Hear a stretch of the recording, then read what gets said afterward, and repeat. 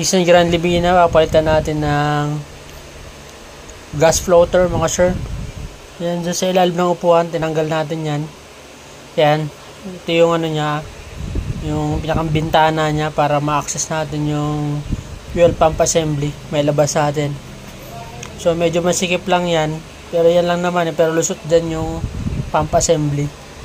Para hindi na kayo magtatanggal ng upuan mismo, itataas lang, tutupi lang.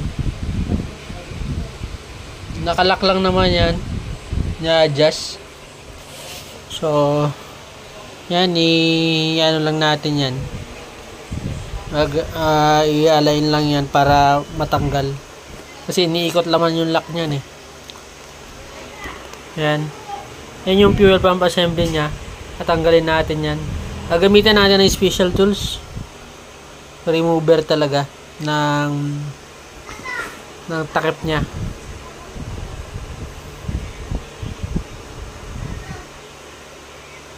Sumirik, may pressure pa. So yung huling pressure na naman na yon,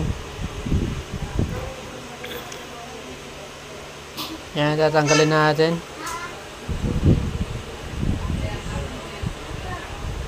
Tanggalin natin yan.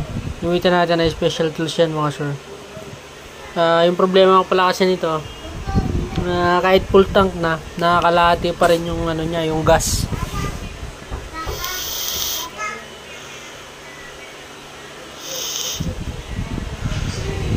Yan yung parts nya, original na gas floater.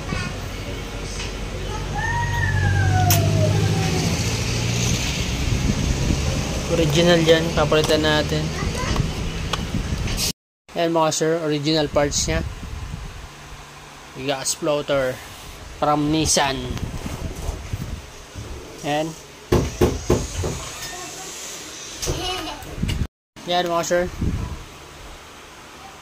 Sana parehas, pero nagbase naman sa chassis number, saka original yan, baka tumama naman mga sir. Yan natin. Yan yung part number mga sir. Save nyo na lang para kung order kayo, alam nyo na yung part number. Yan, screenshot nyo na lang mga sir. Wala yung tools natin na pambukas. Fuel pump remover talaga yan mga sir. Kasi pag pinupukpok kasi, may possibility na masira yung takip nyan, nababasag yan kasi plastic lang. Lalo pag luma na, medyo malutong na, kaya kailangan talaga gamitin natin ng fuel pump remover. Yan.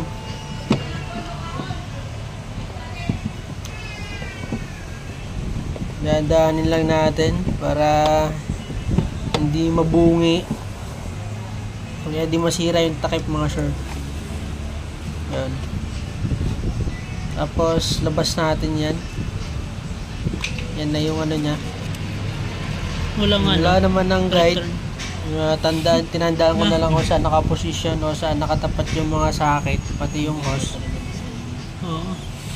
Kasi wala naman ng guide Yung iba kasi fuel pump, may guide yan pag sinasalpak sa tangke. So ito wala naman. So tinatandaan na lang para mabalik ng maayos. So yun yan, ang daming gas nyan, daming laman, pero ang gauge nya kalahati lang.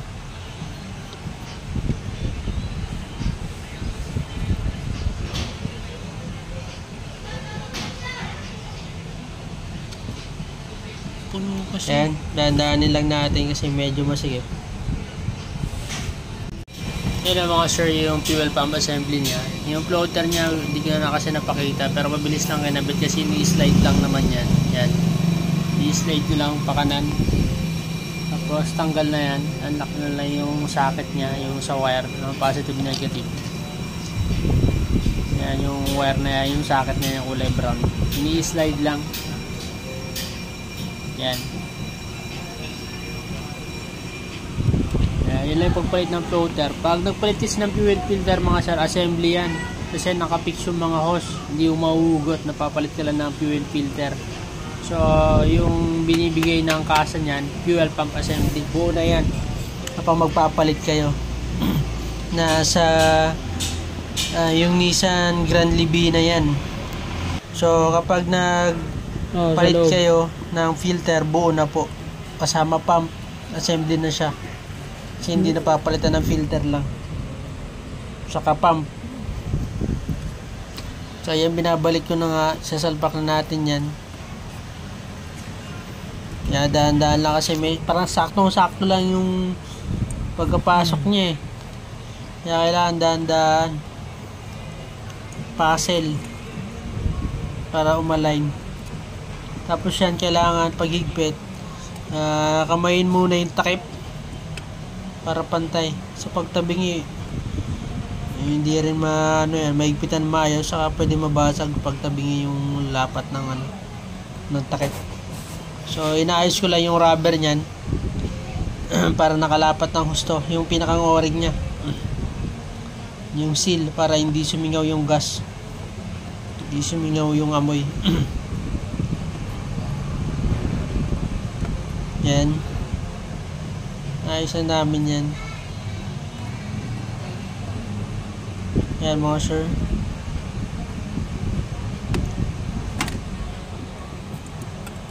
Hindi naman mahirap kalasin basta may pantanggal lang kayo. Kaya naman i-DIY ako sakali. Papalit kayo ng floater. Pero sakali yun nga, sinasabi ko, yung fuel filter nya, saka pag yung fuel pump na masira, papalitan nyo buo na. Fuel pump assembly na yung tawag doon.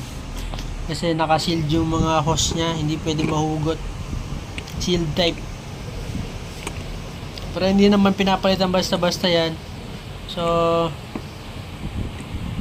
depende na lang kung masira. Kung di na gumana yung pump, saka papalitan ng buo.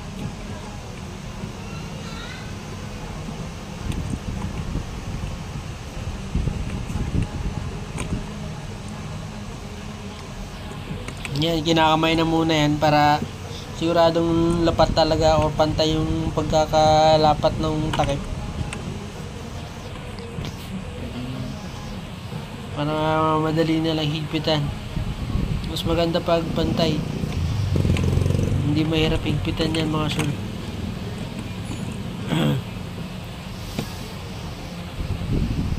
So yan, higpitan na natin mga sir.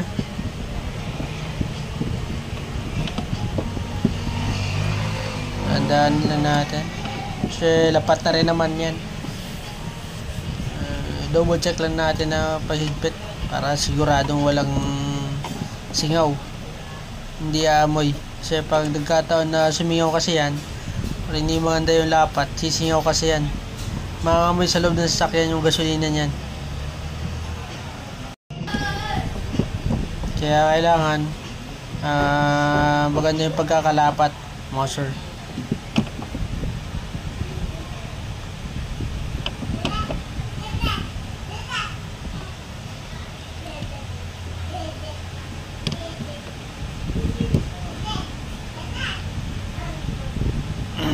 Yan. Tandaanin lang. Kailangan kasi nakadiin. Hawak. May isang tagahawak para hindi kumalas yung tools. Supply. So, balikan natin yung socket. Isang hose lang naman yan. Tapos socket na. Yun lang naman yung tinanggal.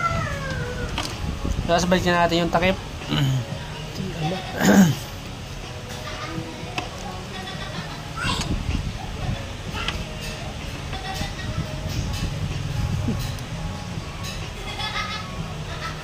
Balikan natin.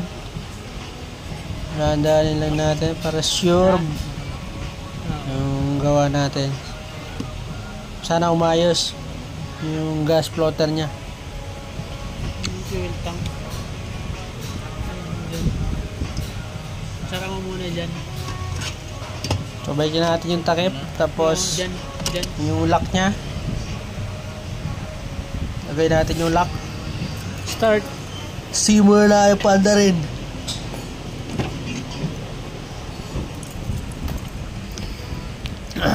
Para kung may singaw man, makikita natin or makangamoy agad.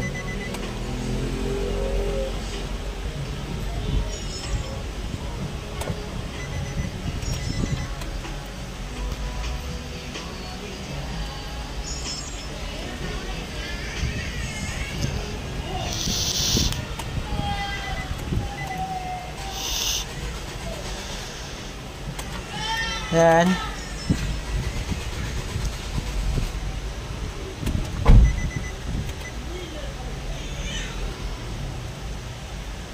Good naman yung yung floater niya, umangat na. Tamang tama kasi hindi naman sagad masyado yung laman. So lagpasan ng 3/4, malapit na sa full tank. So accurate naman yung laman niya mga sir. Okay na. Goods na mga sir.